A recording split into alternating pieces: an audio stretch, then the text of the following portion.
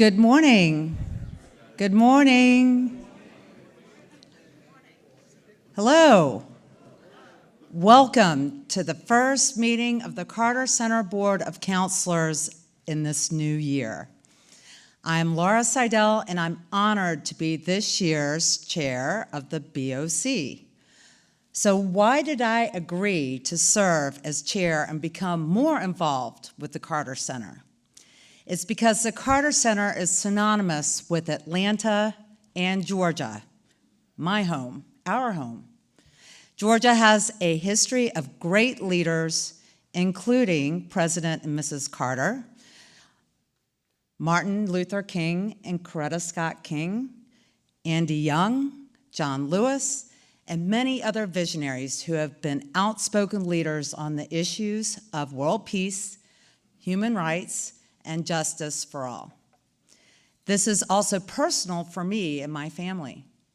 My dad, Ted Turner, has worked his entire adult life to promote peace around the world, end diseases, and promote a sustainable future.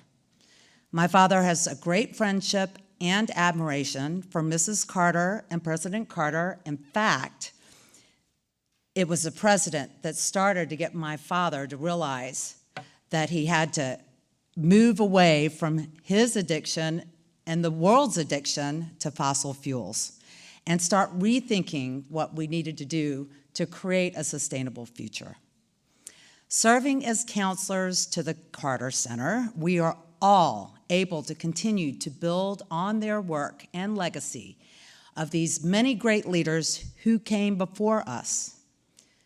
In a moment, I will introduce the newest members of the BOC, but first, as always, we welcome members of Atlanta's diplomatic community. Please stand and we'll hold applause until we recognize all in the group. Let's begin by recognizing Consul General of Germany, Melanie Moltmann, Consul General of the Netherlands, Jaap Verman, Consul General of Switzerland, Urs Brenneman.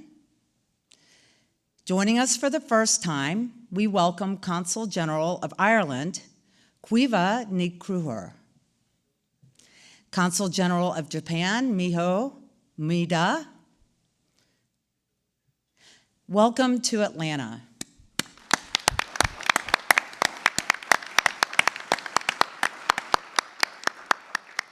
And we also welcome Representative of the Hong Kong office, Atlanta, Jean Hanratty.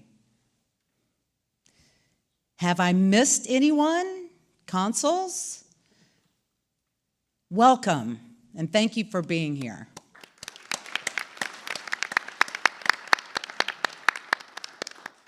And now I'm happy to introduce several persons who have accepted to serve as new members of the BOC. If you are a new member in the day chapel, please stand when I call your name and remain standing until we can hold our applause and recognize you at the end. First, Gavin Appleby, attorney. Krista Carroll, owner, Mountain Creek Farm. Pedro Cherry, president and CEO, Atlanta Gaslight Company. Brendan Doherty, owner, Big and Chewy. Julia Houston, Chief Strategy and Marketing Officer, Equifax. Bill Ide of Counsel, Ackerman LLP. Jacqueline J.J. Jenna, retired, Oracle. Ronnie Mabra, founder and managing partner, the Mabra Law Firm. Adam Malone, partner, Malone Law. Simon Malco, managing partner, Morris, Manning & Martin. And David Zanity, Chief Real Estate Officer, Mind Property Management. Welcome, new members.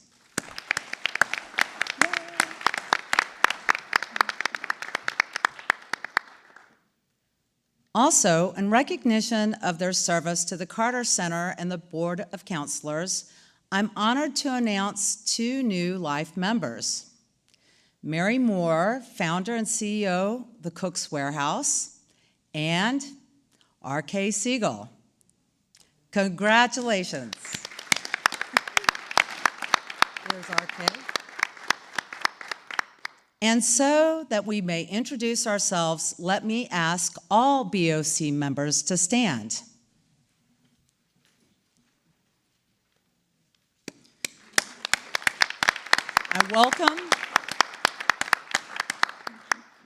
I also want to welcome one group among our guests today and ask them to stand from Atlanta Area's Lions Clubs, including Atlanta Lions President Becky Jarrell and Atlanta Metro Lions President Vanessa Stanley.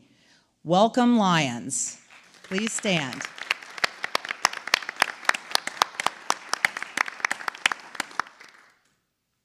And we have many more guests with us today. All of their names appear in your BOC packets. And let me now ask all of our guests to stand and be recognized.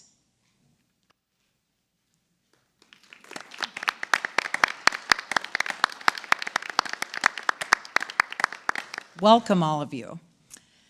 Also, let me introduce several other key people from the Carter Center and ask them to stand. First, from the Jimmy Carter Presidential Library, we welcome the director, Dr. Meredith Evans. Also, CEO of the Carter Center, Paige Alexander. And chair of the Carter Center Board of Trustees, Jason Carter. Running late.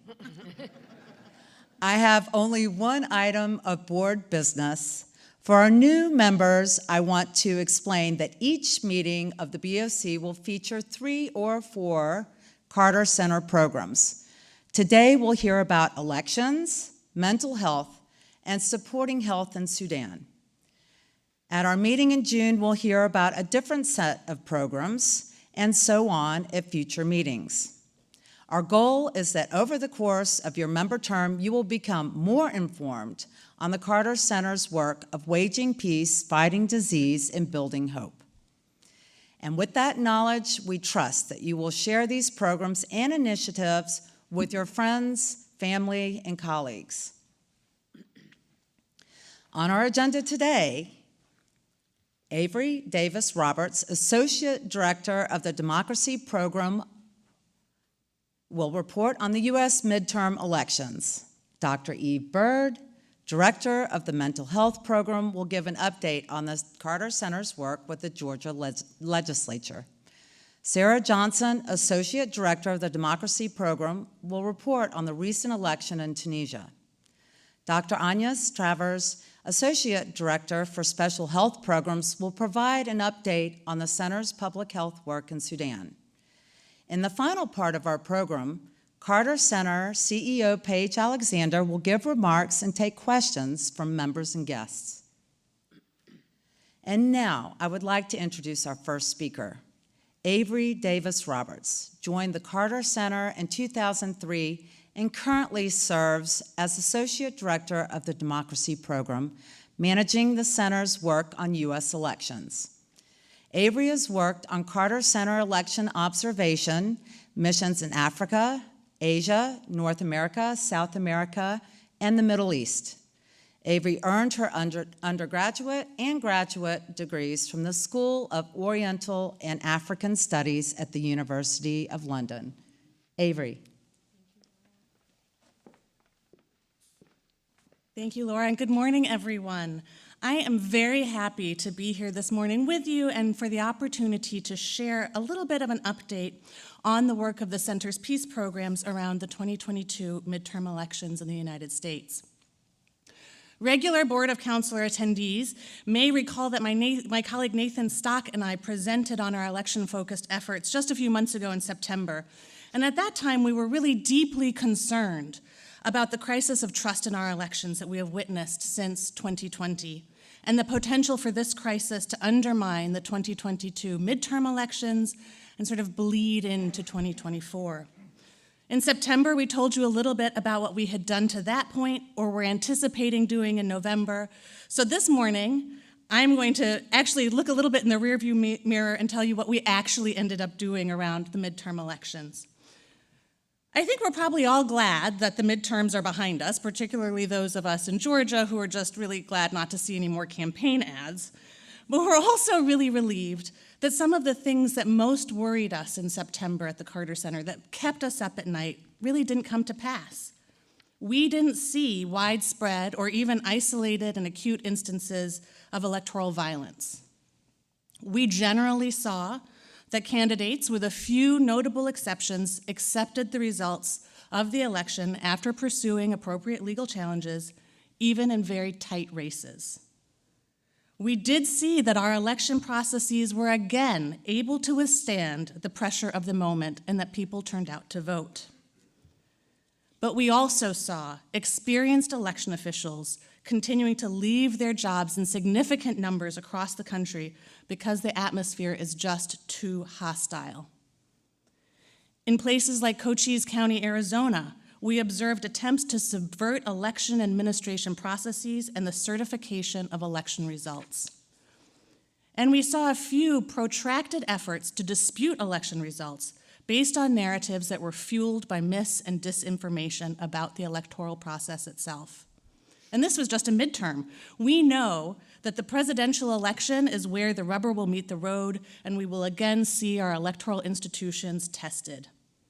It is also the case that the crisis of trust in elections that we've seen is just the latest manifestation of a decades-long decline of trust more broadly, declines in trust in government, in the news media, in civil society, and even in each other as individuals. So while the 2022 elections were better than the worst case scenarios we feared, many challenges remain, and there is still a need for vigilance, and there is still a lot of work to be done. In 2022, our work on the US elections focused on three core elements. One, working to build trust around the process through transparency. Two, building community resilience to potential violence. And three, learning. We wanted to learn as much as we could about which of the tools in our toolkit would work in the environments and legal landscapes in the United States. And I should just pause here to thank Paige and Barbara and the rest of the leadership team and the board for really allowing us this space to learn and innovate while we were also doing this work. Thank you. So what in the end did our 2022 election work look like, apart from a lot of coffee and fun-sized candy bars, which we used to fuel ourselves throughout the fall?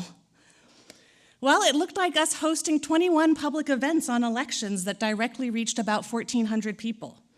Many of these events brought election officials together with the public to explain and answer questions on the electoral process. And post-event survey data that we collected indicates that participants in our events in North Carolina, for example, reported a nearly 8% increase in reported confidence in the election process after joining us.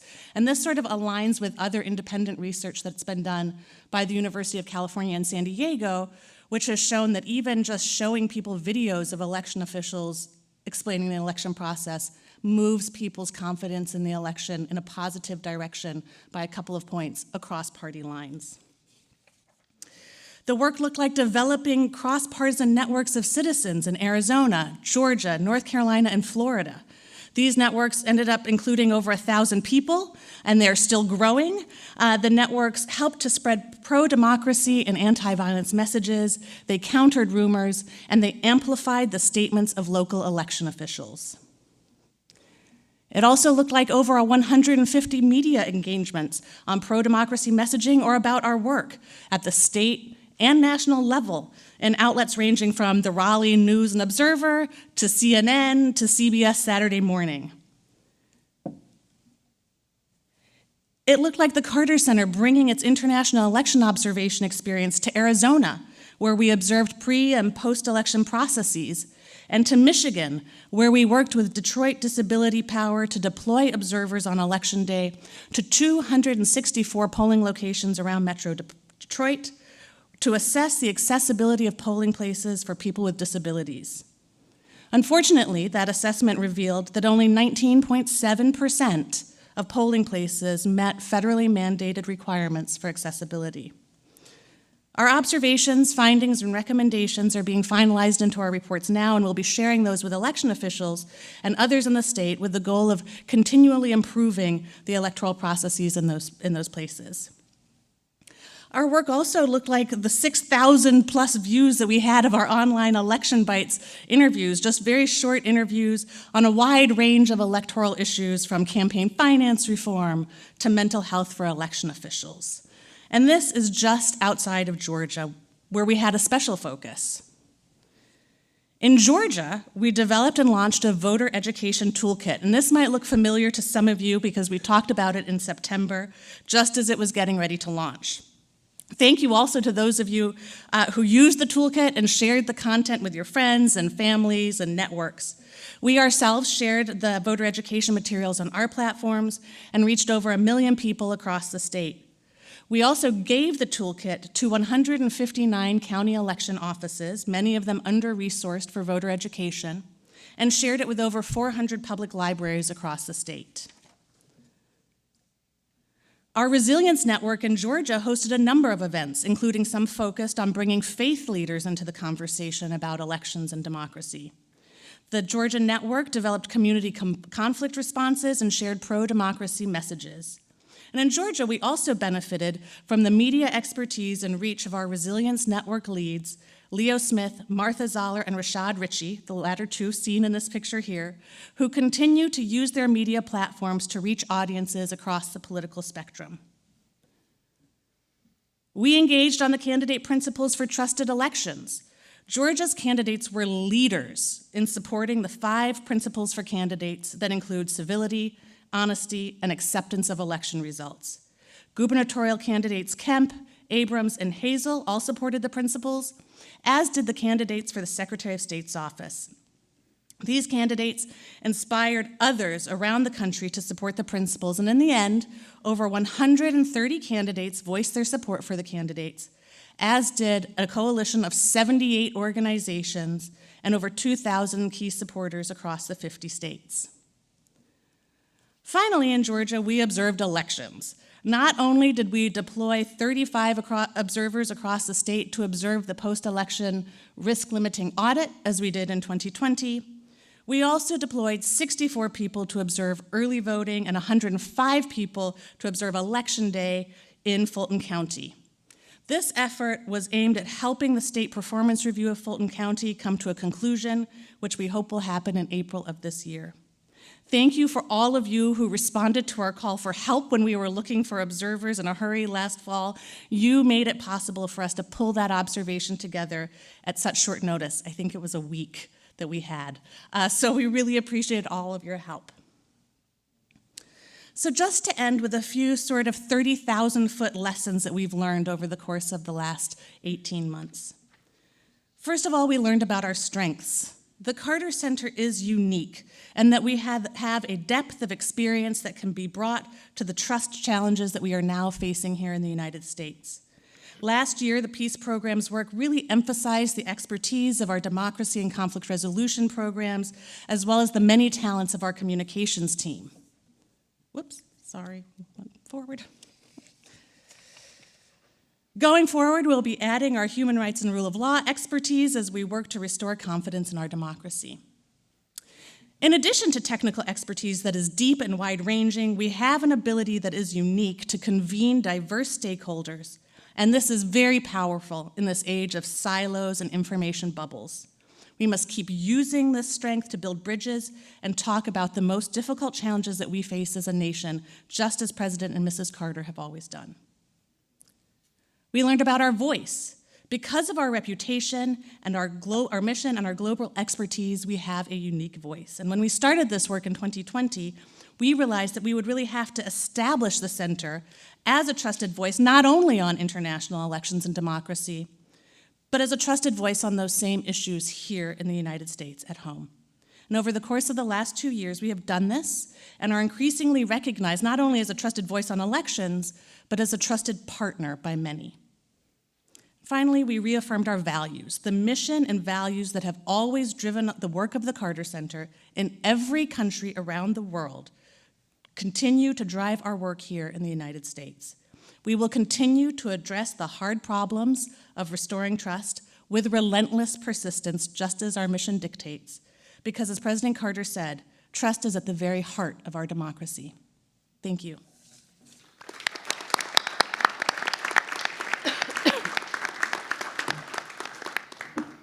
Thank you so much, Avery. That was a great presentation, important.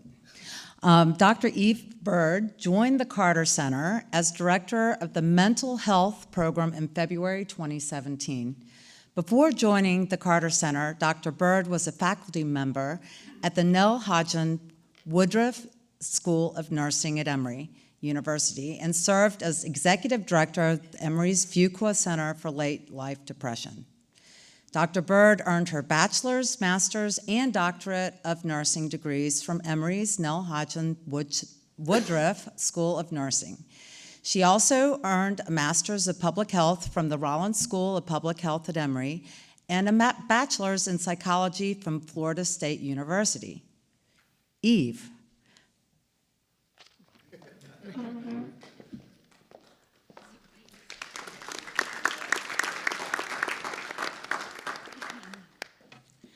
Thank you. It is so exciting to see you all in person. Great for my mental health, really energizing. I want to start by thanking Chairwoman Seidel for her work in conserving nature and what we know and how it impacts the mental health of our communities. It's such important work, and I want to thank you for that, so thank you. It's great to see you all today, and I'm honored to be able to give you a brief yet very important update on the legislative session here in Georgia. Georgia is our laboratory in the mental health program because we are, as you all know, a national organization and a global behavioral health organization. A policy priority of the mental health program is parity. Parity is fundamental to access. With parity, insurance reimbursement practices are fair, transparent, and ultimately promote access to needed care. In time, with parity legislation and its enforcement, the ongoing discrimination against persons with mental illness and substance use disorders by insurers and employers that hire their insurers will end. And we will begin to change the culture of this country in its provision of mental health care. With the enforcement of parity, you will receive adequate treatment without having to pay entirely or more out of pocket for your mental health care as you would for your physical illness. What I mean about this, and I know many of you in this room have experienced this firsthand with you and your loved ones. There will no longer be artificial limits to care, such as fewer visits with a therapist, denied care of your behavioral health services because they are deemed not medically necessary without being given any explanation for that determination. No longer will you be unable to access early treatment for yourselves and your children that can prevent crisis. And it will be enforced that you will no longer have to navigate confusing insurance systems in the middle of a crisis. A minute of background from last year.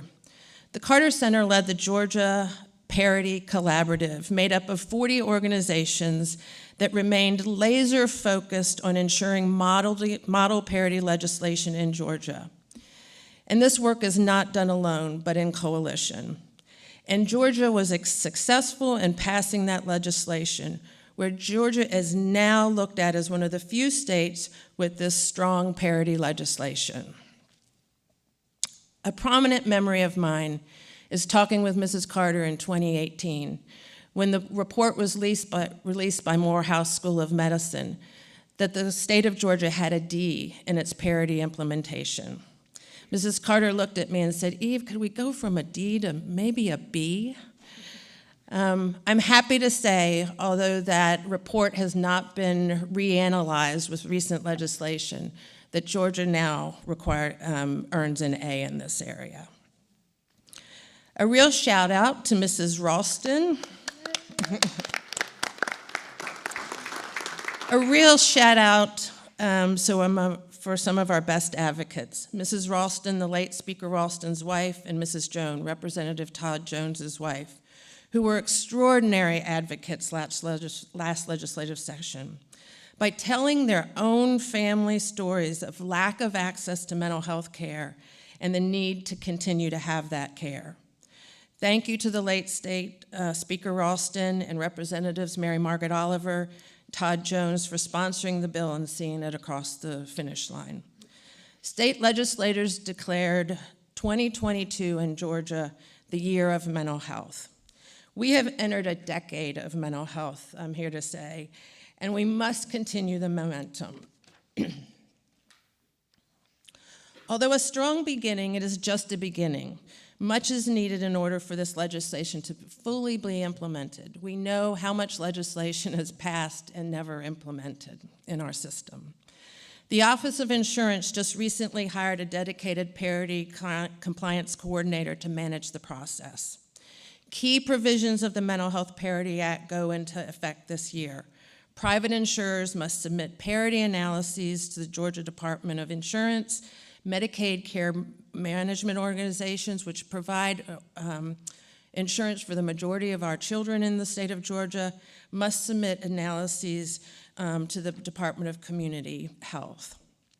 The Carter Center, in collaboration with Georgians for Healthy Future, is leading in the implementation monitoring of parity in this state. We are doing this, and we will continue to do this in the years to come.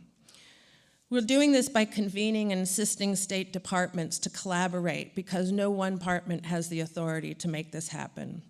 We're convening care management organizations so that they will create standards for the implementation of parity for children. We're convening, we're following up on the request for assistance for creating a user-friendly website where violations can be filed of the legislation. We also have our Georgia Newsroom Collaborative, which is a part of a national effort started by the Carter Center to increase reporting on access to mental health services and the need for parity. And we will be working with key stakeholders across the state to raise community awareness related to this legislation to create demand and expeditious implementation. We are also ensuring, most importantly, that the voices of consumers are always heard in the implementation of this. A consumer-friendly complaint system is not available at this time. As I mentioned earlier, we offered to help DOI and DCH create these. What you can do, although, at this time, is visit the sites on DOI and DCH and report violations of parity that you and your families and communities have experienced. These are things like such as unwieldy prior authorization processes for your families, being told care for your provider is not medically necessary, although your provider is recommending them, and your lack of access to in-network providers. How many of you have looked at your network list and there's only one or two providers that are available, and one of them may no longer be practicing? The data gathered from our Georgia citizens is greatly needed at this time. Georgia's Behavioral Health Reform and Innovation Commission recommended this year, going into the 2023 legislative session, that implementation of parity, the work that we're doing, is maintained as a priority. Also, another priority is behavioral health workforce shortage. We anticipate that Representative Oliver and Jones will be submitting additional legislation supporting these two recommendations. We know that our new commissioner, Kevin Tanner, is making workforce a priority. A couple of regulations that are being recommended that I'll share you is really just scratching the surface of what we need is a collaborative, creative approach to building our workforce quickly. Policy recommendations that have been introduced thus far will directly impact workforce are the increasing of Medicaid rates In the state of Georgia, our psychiatrists are paid 33% less than comparable states. This is the same with other providers that are needed for behavioral health services. It is also being recommended that in Georgia, loan forgiveness program be extended currently to practicing providers so that we can maintain our providers in the state of Georgia and have them continue to practice here. Moving to two pieces of legislation that we know have been proposed at this point in time, and as I mentioned, there'll be more. But one is supporting the Commission's recommendations that the network adequacy standards to ensure access to existing behavioral health workforce be improved. Senate Bill 20, Senator Kay Kirkpatrick sponsored this, would require insurers to cover services provided by non-participating providers at an in-network level when needed, opening it up to who you can obtain for your care without having to pay more out of pocket. Hold covered persons financially harmless when a network is inadequate, and authorize the Insurance Commission to ensure compliance. Some background about another piece of legislation is that during the pandemic, Georgia kept Medicaid recipients, many of which are receiving medical behavioral health services, continuously enrolled in their insurance coverage. But the state will begin redetermining eligibility beginning April 1st of this year. There is a risk that as many as 540,000 Georgians, half of which are children, will lose their coverage, either temporarily or permanently, with this administrative unwinding process that is about to take place. House Bill 37, introduced by Representative James Beverly, would devote sufficient resources to improve training, processes, technology, and communication to help prevent unnecessary cost coverage losses.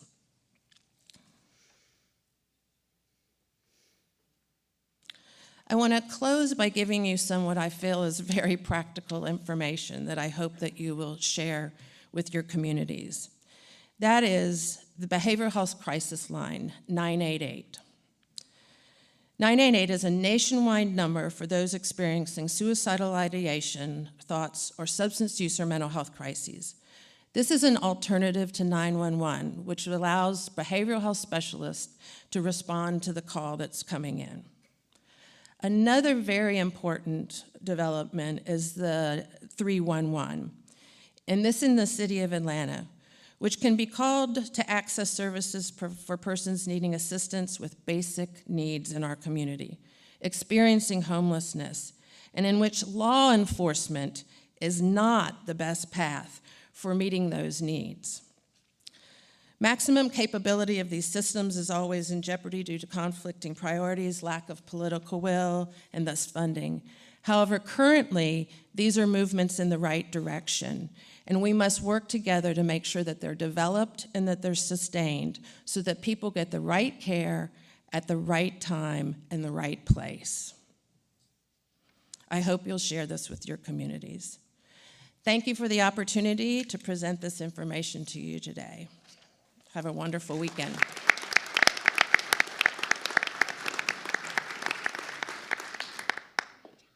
That was an incredible report. Congratulations on moving the ball up the field.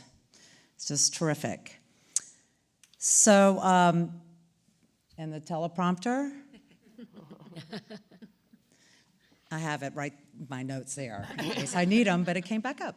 Our next presenter, Sarah Johnson, joined the Carter Center in 2007 and currently serves as Associate Director of the Democracy Program, managing projects across sub-Saharan Africa and the Middle East. In this role, Sarah has led the Center's democracy and governance work in response to the Arab Spring, including the Tunisia Revolution of 2011. Ms. Johnson earned a master's degree in foreign service from a Georgetown University and a Master's in European Sciences from the Humboldt and Frey Universities in Berlin, Germany. Sarah, come on up.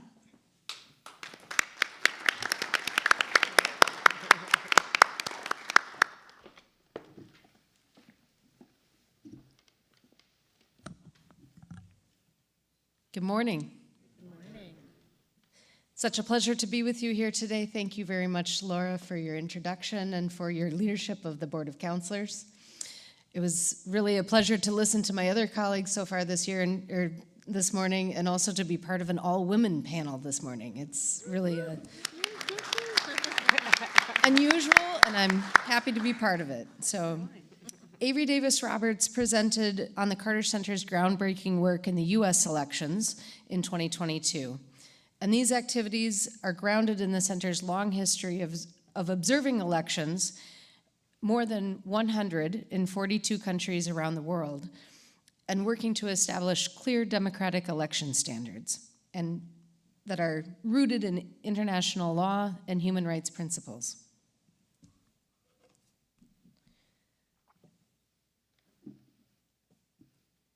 Democracy feels like it's under threat everywhere. The U.S. is not alone in that aspect. And while we are trying to work ourselves out of work, last year was a very intense year for the democracy program.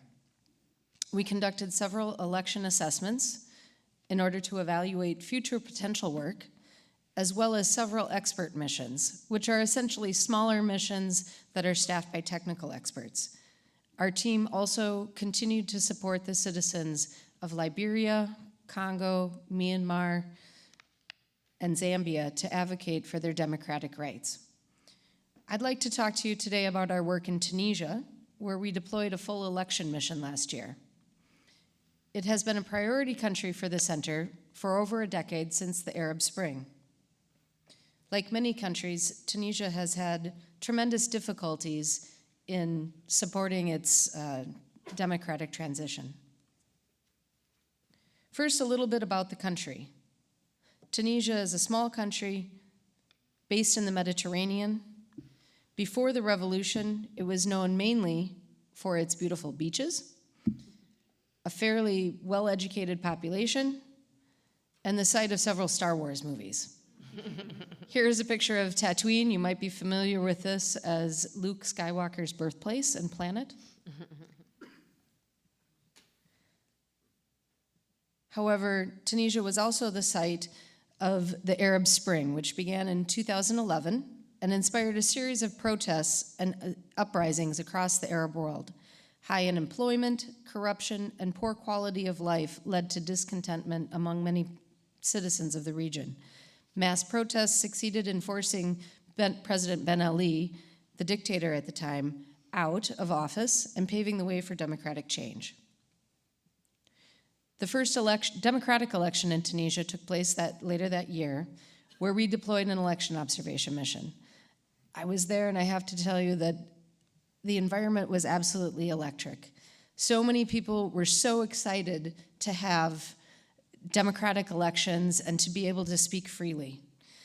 Over 86% of registered voters participated in that election, and they voted in a National Constituent Assembly, which later drafted and adopted a new constitution that would protect the rights of Tunisians and their fundamental freedoms.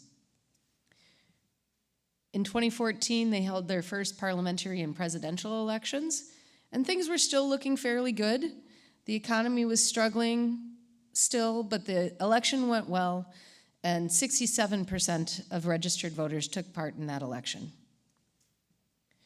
By 2019, however, Tunisians were becoming increasingly disillusioned. The government and parliament were seen as ineffective, and given its economic challenges, people felt democracy did not have a perceptible impact or a positive impact on their lives. 41% of the population, or 41% of registered voters, rather, turned out to vote in that election, and no one political party got enough support in order to form a government on their own. A gentleman named Kais Said, a constitutional law professor with no prior political experience or affiliation, was elected president. Since that time, life in Tunisia has been fairly difficult. COVID hit very hard in a country that was dependent on tourism and luxury cruise boats. That literally stopped in one day. And in 2021, things went even further south. The president, remember our constitutional law professor, froze Parliament and later dissolved it, dismissed the Prime Minister, and started ruling by executive decree. This was highly controversial and a clear violation of the Tunisian constitution. And while many people celebrated his moves as action against corruption, other people called for the government to step down. Since that time, in 2022, the president initiated a national dialogue which was intended to introduce several constitutional amendments, mainly based around the president's vision for how he saw the country moving forward. A referendum on those recommended changes to the Constitution took place in July. The opposition boycotted the referendum. And of those who participated, the 30% who participated, it was a vote overwhelmingly in favor of accepting the constitutional changes. 94.6% of the population of voters voted yes in the referendum. And these changes increased the powers of the president and weakened those of the parliament. One of the major changes was a new political and electoral system, which changed it from a parliamentary system to single-member constituencies. It also removed political parties from supporting candidates in the election. They were no longer able to fund the campaigns of their candidates. And monitors for the Carter Center noticed something very interesting, which is that public money was used to support the Yes campaign. Unfortunately, the president had blocked the formation of a Supreme Court, which would have been able to rule on whether or not this was legal. And at this point, the Carter Center needed to decide whether we would go forward with an election observation mission around the parliamentary elections that were held in December. Having witnessed Tunisia's transition since 2011, we felt that it was important to document the process, however flawed that it may be or however bad that it may be, and give testament to it. I have a short video from our amazing communications department on our election mission in Tunisia, and I'd like to show that to you now, and then I'll pick up again afterwards. A lot of people have not checked in. You have to do it. We have to know where people are, that everybody's safe. My name is Don Bisson. I'm the director of the mission. This is the third mission I've done in Tunisia for the Carter Center. This is the intense period. Now we bring in 40 STO, short-term observers, who will observe on election day. We'll do a briefing for them, do all the logistics, rent cars, find hotels, find assistance. Most of that hopefully has been done by now. The core team arrived at the end of June, and the long-term observers came in the second or third week in October. If you're going to have fraud or you're going to have problems or irregularities, they usually happen now before election day, which is why Carter Center has long-term observers, because you have to start observing very early on. Is there pressure on civil servants to vote in a certain way? Is the government trying to fix the rules in a certain way about how you can campaign or who can be a candidate? Then we bring in the STOs to observe on election day. It's a lot of work in a short period of time. People will be up very late nights, and for 3 nights in a row probably at the end of the week. I won't even look at it. I'll trust that you did what I told you to do. You can trust whatever you want, but and then I'm a good thing. You did my way. I think it's good for people from outside a country to come and look at what happens inside, and I also think it's good to try and learn from other countries what elections are about. Thank you. Well, the mission went very well. The election and the results were a disaster. Polling stations were largely empty. Turnout hit historic lows. At 11% participation, Tunisia recorded the lowest participation rate in any legislative election in any country in the world since the end of World War II. Our observers reported that in some locations, people did not even realize that an election had taken place that day. And in a state that is somewhat comparable to the size and population of Georgia, it was as if a very small percentage or a very small portion of Metro Atlanta voters had turned out in a statewide election. We concluded that while the elections were technically well administered, the process underlying the framework for the elections and the constitutional changes that had been enacted lacked legitimacy and fell short of international standards. A runoff was held in January for those candidates who had not had a majority of votes, and we decided against deploying an STO delegation. However, we did still have our core team and long-term observers in country. And the Carter Center was the only organization, the only international organization, to observe that full process and to give a definite assessment of its legitimacy. Despite the president's predictions to the contrary, once again, voter turnout was around 11%. The elections and the results pose more questions than answers. While the final results are more or less known, it's hard to predict where Tunisia will go from here. The results could potentially weaken the president as he pushed this entire process forward. However, he could also benefit from a weakened parliament that does not enjoy popular legitimacy. Either way, once the parliament is sworn in, the president will no longer be able to rule by decree, which is positive. And our findings have provided cover for civil society activists and the international community to speak out about the president's coup and about the action that is needed to reset Tunisia on a democratic path. It's hard to know for us where it will go, but in my personal assessment, it takes many years, if not decades, in order to build democratic institutions and democratic vibrancy within the traditions within a country. And it's very quick to take those away. So I think we'll continue to follow the dynamics and developments in Tunisia. We'll offer lessons learned and recommendations in the spring with a final report in order to help reset Tunisia on its path and continue to try and support Arab democracy, including in Tunisia and also in other locations. Thank you very much.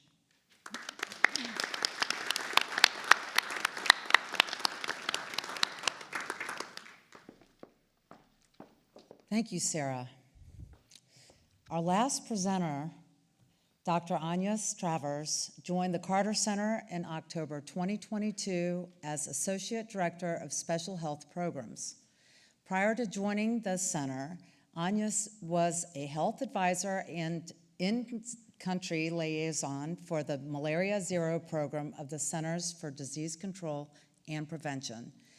Agnes earned her bachelor's degree from Middle Tennessee State University, a master's degree in public health, and a master's degree in public administration, both at Georgia State University, and her doctor of public health at the University of Georgia. Agnes?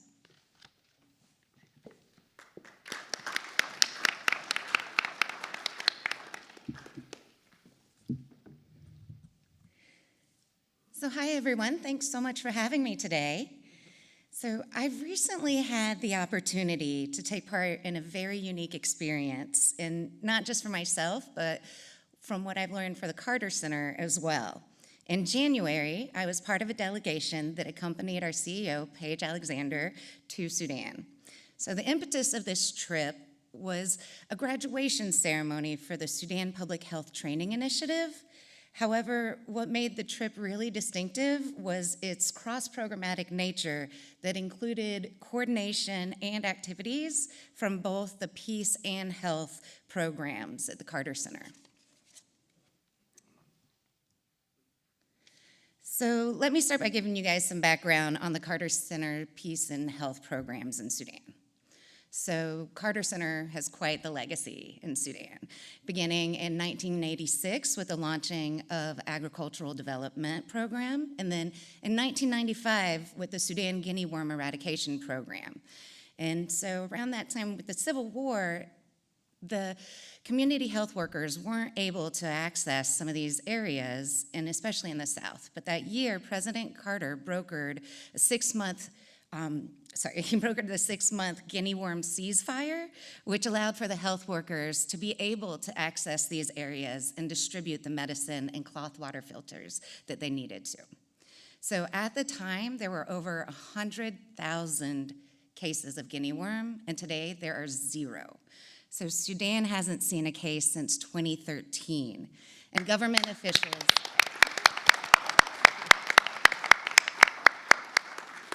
So right now, government officials are actually working on documentation for the WHO so that it can be officially declared free of guinea worm. So other health programs that are from the Carter Center and the Ministry of Health in Sudan are the river blindness elimination, which included establishing a molecular lab at the ministry, the trachoma elimination program, the public health training initiative, and the newly expanded, so in 2022, newly expanded lymphatic filariasis program, which was also celebrated on the trip.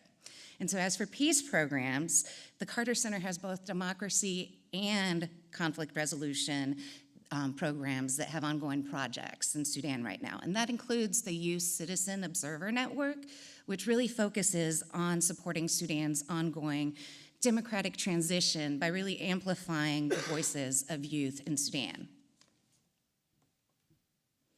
So as I mentioned, the main reason for the trip was to celebrate the Public Health Training Initiative's achievement of what the Carter Center's ultimate goal is when starting a project. So which, of course, as Sarah mentioned, is to work our way out of a job. So either through the elimination or eradication of a disease, or by building capacity to the point that the Carter Center's leadership is really no longer needed. So the initial idea for the Sudan Public Health Training Initiative came about in 2007 when a group of Sudanese officials went to Addis Ababa to discuss the benefits and practices of the Ethiopia Public Health Training Initiative there. And so with the lack of trained healthcare workers and over 80% of babies just being delivered at home, these officials recognized that this initiative could be a potential solution to developing the number and the quality of frontline workers to meet these health needs of mothers and children in the rural areas. So in 2014, the Sudan Public Health Training Initiative was launched, and it had this underlying principle that the Sudanese people fundamentally know what is best way to deliver health care to their population. So led by the Carter Center, the Sudan Federal Ministry of Health, the Academy of Health Sciences, which is now the University of Health Sciences, the program really relied on the expertise and leadership of Sudan's healthcare community. So with this project now in transition, this project is now in a position to sustain this public health training system staffed by in-country professionals who are skilled at passing on the expertise to others. The project was officially transitioned to the Ministry of Health for them to grow as they best see fit. So over the course of the project, those 7 years, the Sudan Public Health Training Initiative, they trained more than 1,000 health science faculty, distributed nearly 10,000 learning materials, so that includes information technology, lab equipment, reference books, and provided updated curricula for community health workers, midwives, medical assistants, anesthesia assistants, operating theater scrubs, and public health environment officers. So our trip, though primarily in support of the ceremony for the Public Health Training Initiative, was an opportunity to showcase all of the Carter Center's activities. So along with the Sudan Public Health Training Initiative, we attended ceremonies celebrating the expansion of the LF program, observed a trichiasis surgery, attended a trachoma screening at the Mayo Refugee Camp, participated in a roundtable with youth, and visited the River Blindness National Lab and the White Nile State. So now I'd like to welcome our CEO, Paige Alexander, to show a video and share her experience of the time in Sudan.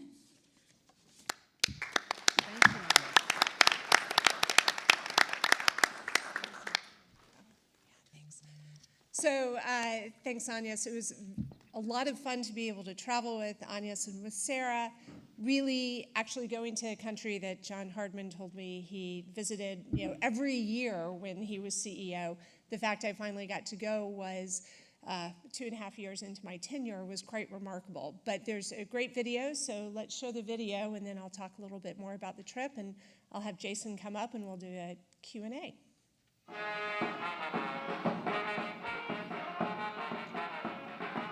I think probably the most important moment of the day for me was going to see the supplies going out to all of the states that have been doing public health training initiative programs. So there was equipment for training materials, reading materials, computers, books. It really was a day full of senses, starting with the health program and going to the trachoma surgery, and then literally holding the hand of a woman who was going to have her life changed by this surgery. This patient is low pain threshold. Day 3 in the Khartoum ended up being very crowded, which is why we're doing this a day later. We had protests in the streets and there was a lot of traffic. Macy? Yeah. My biggest takeaway from the day was the juxtaposition between being in a molecular biology lab, looking at flies and having we treat them and separate them and test them for the DNA for the spread of disease, and then being in a refugee camp later in the day where we had a trachoma screening. Within the first hour that we were there, 5 cases were already referred for surgery. Because of logistical reasons, our 5 a.m. flight did not happen, but it did happen around 2 o'clock today, which got us into the White Nile state and enough time to see a couple of patients with lymphatic filariasis. It was important to see and know that we are going to be here with our new program to help LF in this region. Then off to another academy where I was able to see a number of procedures being done on the anatomically correct models that we have sent down, and listen to a woman from South Sudan talk about traveling up here and spending time training so she can go back and be in the refugee camp where she is to take care of the people around her. Trying to get to the airport before sun goes down.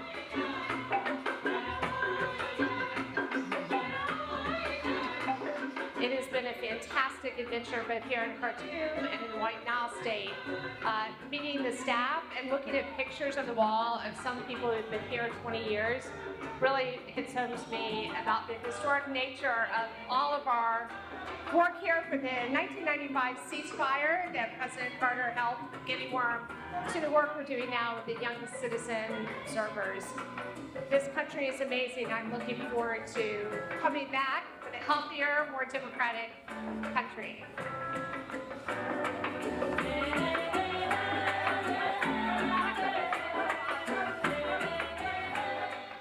So, thanks to the comms team for pulling that together. It really was, as I said, all of my senses were heightened with seeing the work, the peace health work that we're doing. It's a country where every single historical base that President and Mrs. Carter started has been touched on. Given today's presentations, I'll tell you that, Avery, doing the domestic work is a piece that all of us are growing into because we all started doing international election work or democracy work. The parity work that Eva's touched on is truly a legacy to what Mrs. Carter has done for 50 years. And the fact that we in Georgia now are not at the end of the list in terms of parity is incredible. And as we continue to track that, that's going to be an important part of what the Carter Center does. Sarah has talked about the work that you saw that chart, all of the things that we did in 21 and 22, as we were also trying to launch a domestic program, election program. It's incredible. And the Tunisians actually spoke by not voting. And that was also an important message for us to realize. And Agnes, with the Public Health Training Initiative, having started that in 2007 in Ethiopia and then having graduated that assistance, and the fact that the Sudanese came together in Addis and said, this is something we want to do, and now we're able to graduate and they're picking it up, is indicative of what the Carter Center likes to do in working itself out of a job. So this is a very important part of all of the work streams that we have. And I think, and Jason is here somewhere. There he is, yes. So there's a lot of similarities between President and Mrs. Carter and Jason. Timeliness might not be top because he has a real job, so he missed the initial introduction. But I wanted to have him come up and he can answer a couple of questions with me and give an update on your grandparents. So. First of all, I apologize for ruining this all-female panel. I'm the token, which is fine. I think it's fine. We just briefly want to note that when we say graduate, what we mean is, and I know this was pretty clear, we're not doing that anymore because the Sudanese ministry is taking care of it. And when we started, the capacity of that organization was not there at all.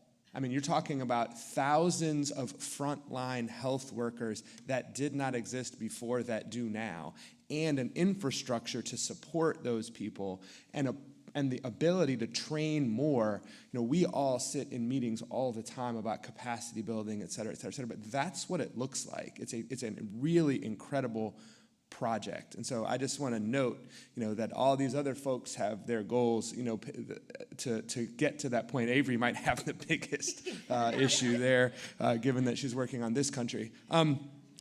But we also see just how strong, I think, my grandparents' belief is, and that folks know what they're doing if we give them the capacity, the ability, the resources that they need to make a difference in their own lives.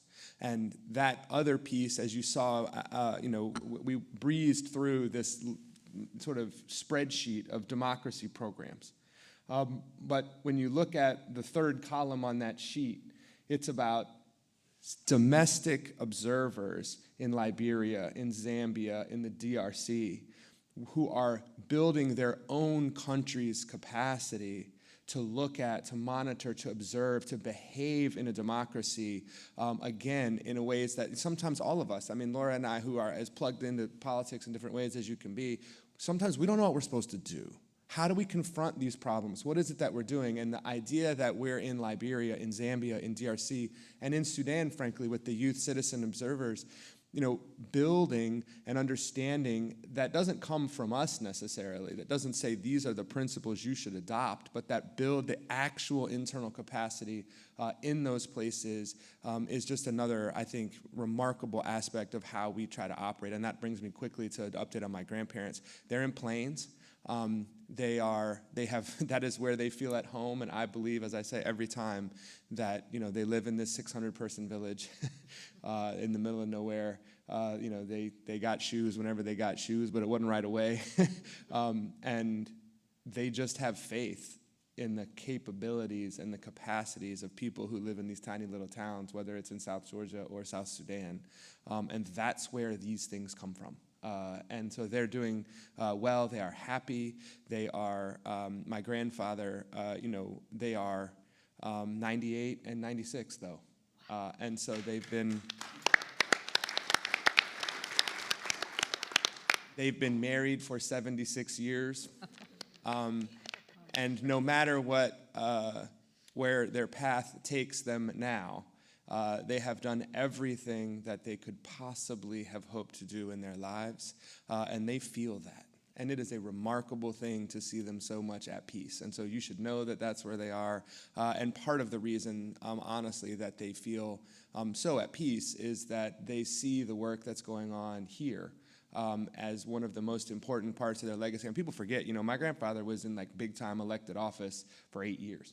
He was the governor of Georgia for 4 years, and he was the President of the United States for 4 years. And for 90 of the other years, he did other things. You know what I mean? And so there's almost never been a president like that. You know what I mean? Who spent that small of a portion of his life in those jobs. But this work here, you know, the work in Sudan starting in the 1980s, the 1995 Guinea Worm ceasefire, those things are such an important part of their life. And when you see the work that the Carter Center is doing now, and doing it, without their active involvement and under the great leadership of someone like Paige, who looks so excited and like a great messenger in your video about Sudan. I mean, you just know that the organization itself is in such a good condition, and that gives them an enormous amount of peace. And so thank to you guys for that. And with that, we'll take questions, right? Yeah. All right, thank you guys so much.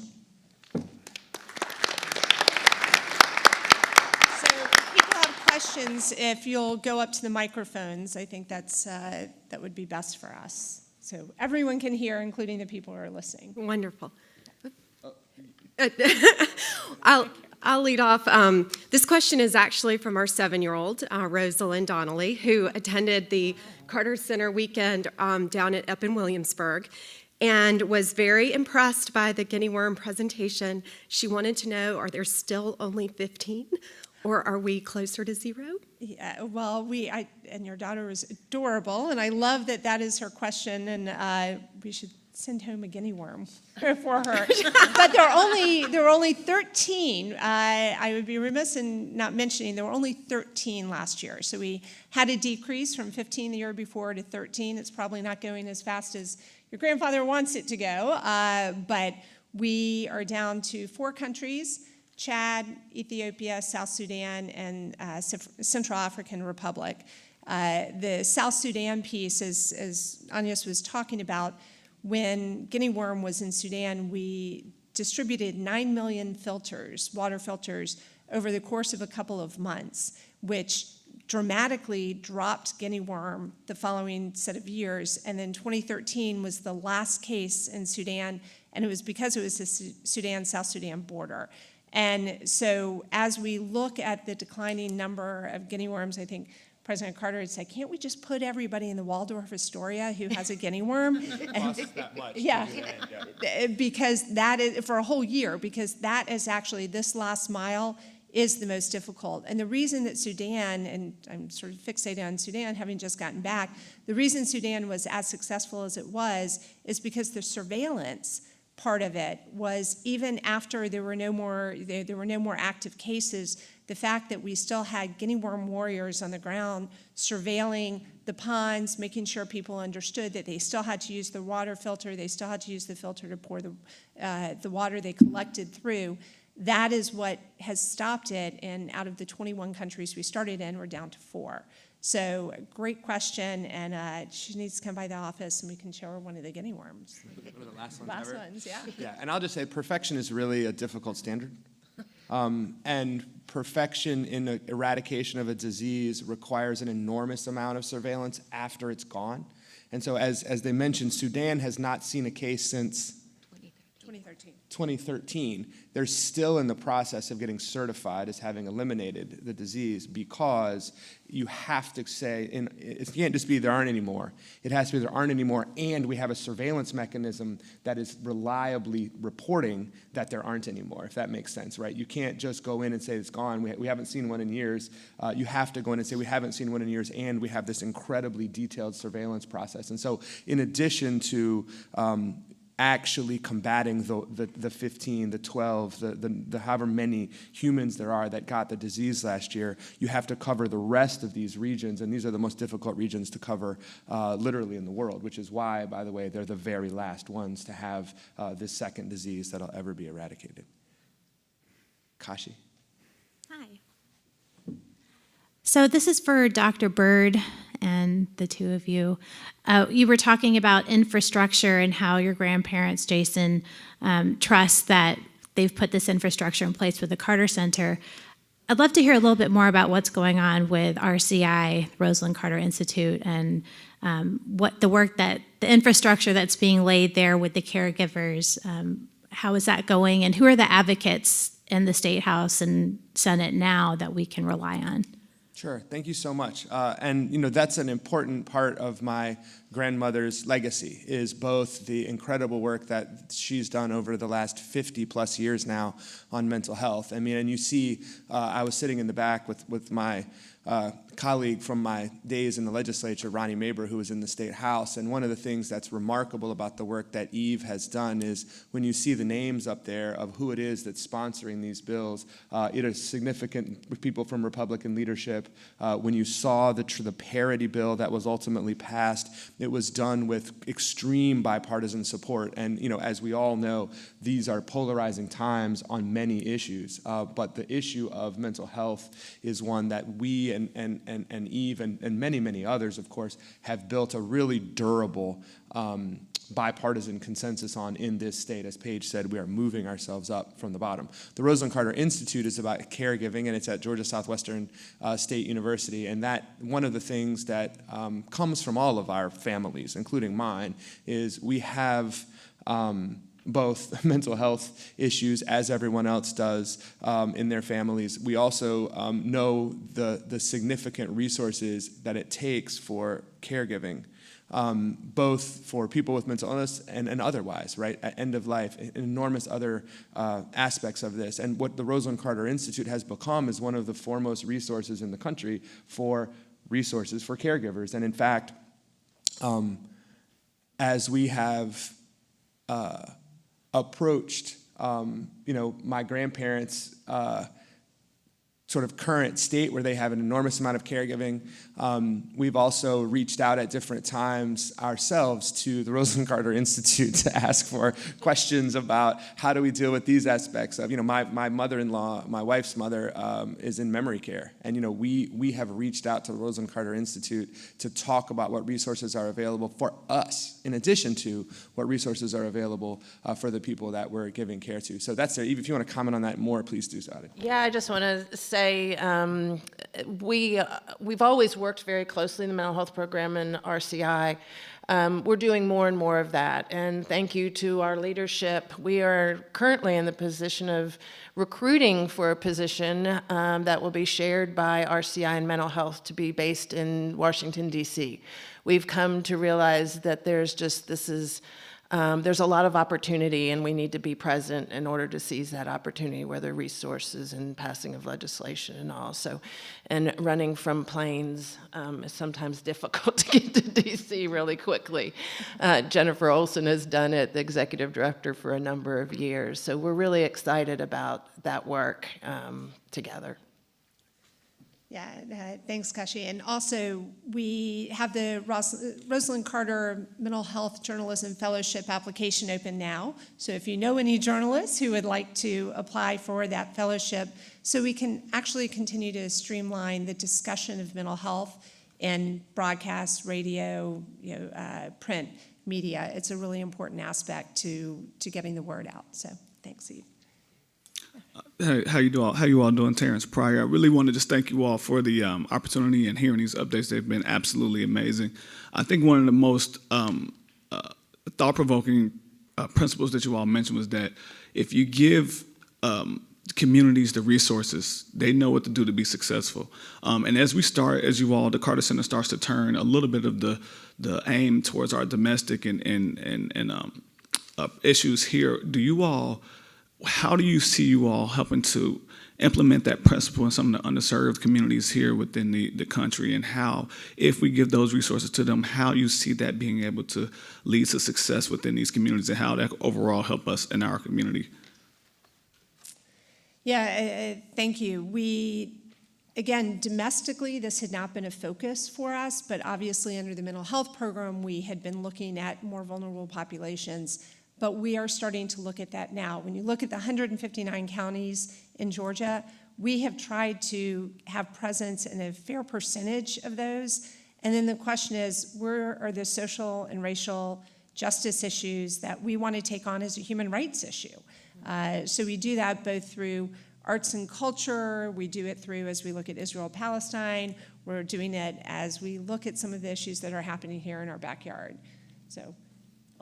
I'll just say, one of the things that we are tasked with as a board, I'm the chair of the board, and one of the things we're tasked with is abiding by the principles not only of my grandfather's sort of public legacy, but the principles that they laid down for this organization. And one of those that's really important for all of us is that we have always only tackled problems where others are either not doing anything or have not done anything effectively. So we have tried to go to the most difficult places in the world to operate, to shine a light in the places where no one else is operating. So the way we say that in our sort of mission statement is we don't duplicate the effective efforts of others. I say that only because when I think about all the things that are going on in this country, in these communities, and in the ones where we live in, adjacent with, alongside, participate in these communities with, we are trying to find out and to tease out, and this is just an honest strategic conversation about the Carter Center, what's our special role? Right? What is it that we do that's different than what others are going to do? Why is it that we have credibility here, or why is it that our role is important? We know that we are the right people to tackle a host of issues in Sudan, in Liberia, in Chad. We know we're the right people to do trachoma in anywhere, frankly, at this point, because we have the understanding and the expertise. And by the way, what that requires, just so you know, is we give 12 million doses in some of these areas in Amhara of Zithromax in 1 week. You couldn't do that in Georgia. You couldn't do that in Georgia. You can't give vaccines. I mean, right? I mean, like the capabilities are just different in different places. And so one of the things that I would love to hear from others about as we look at the domestic work, we have limited our domestic work in significant ways to areas where we're not just another voice trying to jump into the fray, where we have this unique expertise. Over 100 elections, we know what it looks like when a democracy really fails. I mean, that's one of the things that we saw, frankly, today, is that, this is what it's like in a place like Tunisia. This is what it's like in some of these other places. We have that international credibility, that expertise, that understanding that we can bring to bear. What is our unique role in tackling the issues that you articulate? I'll just note that we also had an Atlanta project in the very early days of the Carter Center's work, and it linked communities together, right? And it linked communities that were marginalized economically, socially, et cetera, with some of the most well-plugged in corporate citizens of Atlanta, built bridges. And it is shocking to me how many people I bump into over the course of my time in these communities that were like, oh, I started on the Atlanta project. Oh, I started on the Atlanta project. I mean, I'm in tons of people. And so I think it's a really important question. It's one that we're struggling with. We dipped our toe into the domestic work with great trepidation because we didn't want to upset the mission of the center. But those questions that you just asked are ones that we are continuing to ask. If anybody else wants to weigh in, please feel free. I just want to give an example of how we're addressing your question in our mental health program here and in the state of Georgia. We're currently mapping another one of our policy priorities is school-based behavioral health and eliminating barriers to the provision of universal prevention in schools, identifying children that are at risk, and then also providing services directly in schools so families and children can get those services that they need and remain in school and be successful in their academic careers.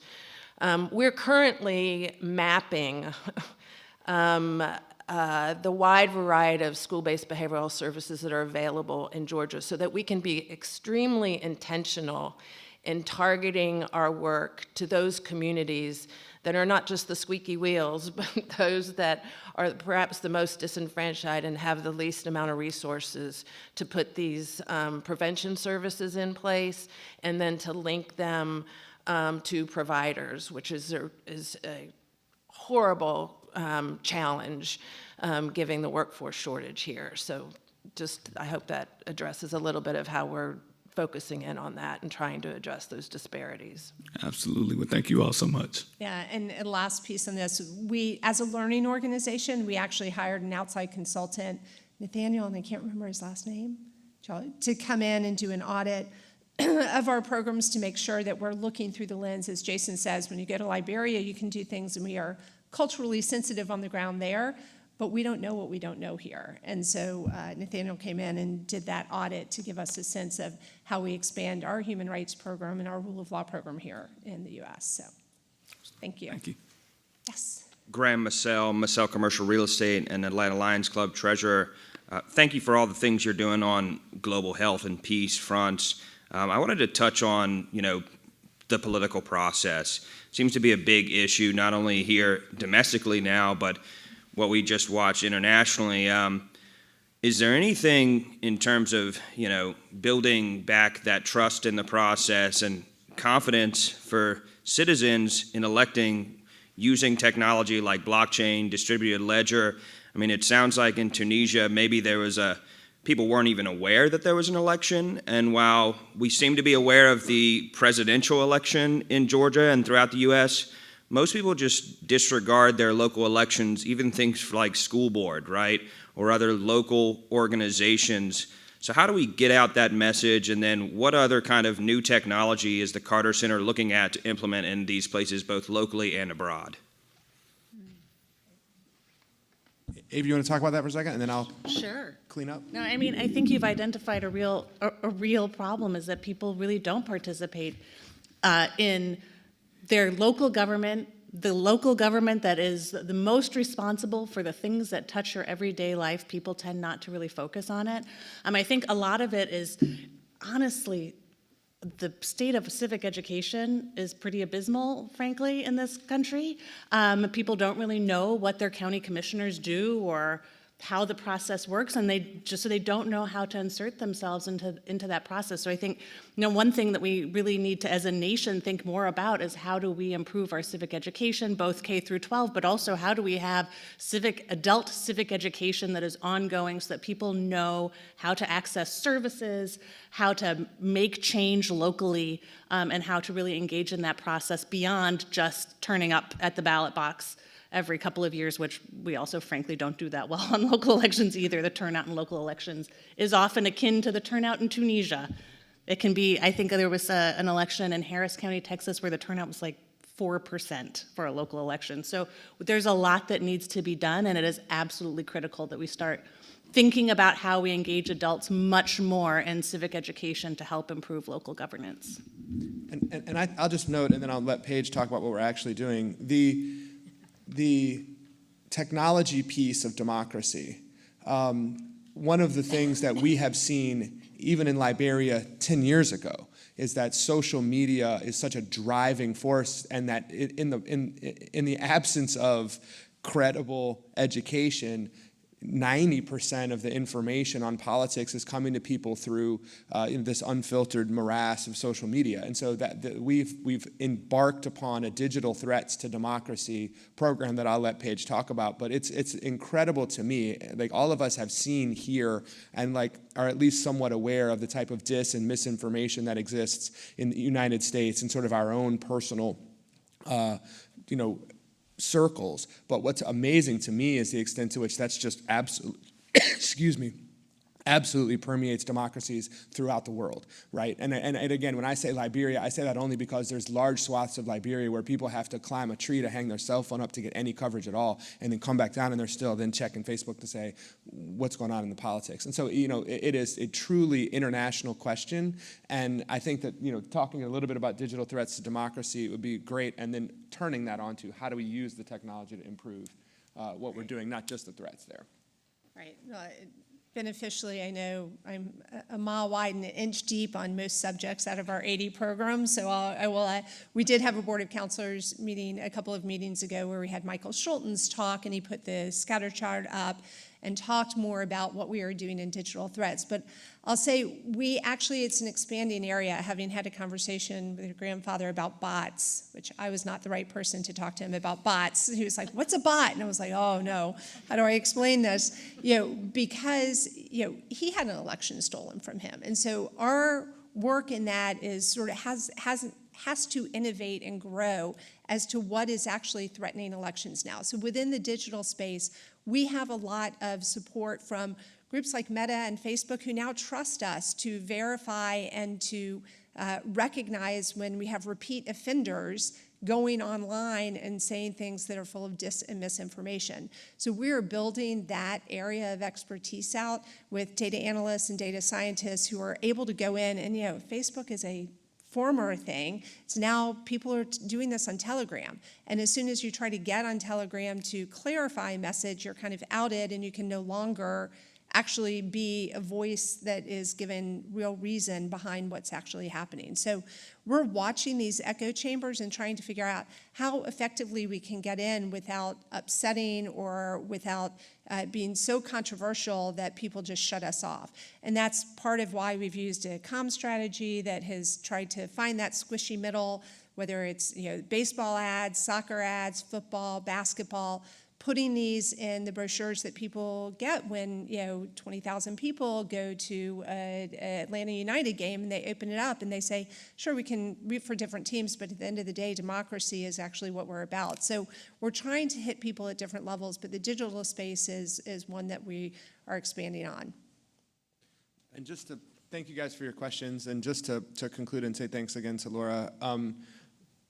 When we deploy a mission to Tunisia, for example, there's X number of people, but really what we deploy is our credibility. And so what she's talking about is the credibility that we have now with the folks that are operating in this digital space, the credibility that we have in a place like Sudan or in a place like Mali, where we've been for 30 years, that folks know that we're not there to show up and try to tell somebody what to do, but have been partners with people for many, many, many years. And so we are looking for ways to both maintain that and to ensure that we're deploying it in ways that do what we need. And so we really appreciate this group for helping us both think of those things and also being a part of that deployment, because when you guys go out and talk about what it is that we're doing, it helps us figure out what we're trying to do, how we can impact the world, and as we move forward, what form that might take. So anyway, I just wanted to say thank you for the questions, and thank you to all of y'all very, very much. So thank you. Thanks, Laura.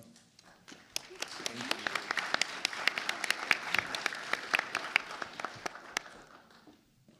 Thank you, Jason and Paige, and it was so great to get an update on the Carters, and it's wonderful to hear that they are doing well.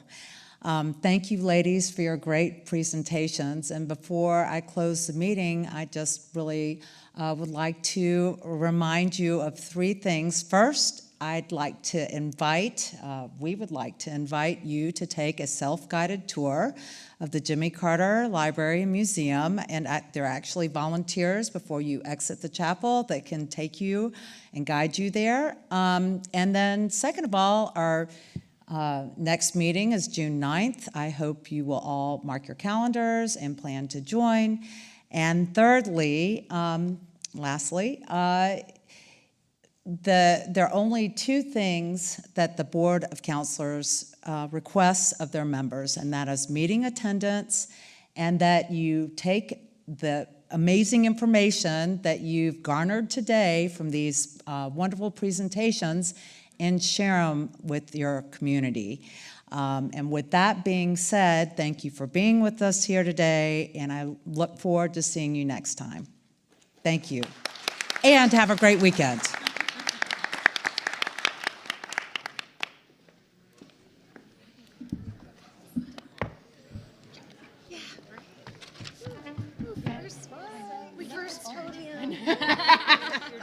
It was first in person since COVID. What? Since first in person. Actually, I think that's the first in-person panel that I've done since so many. Yeah.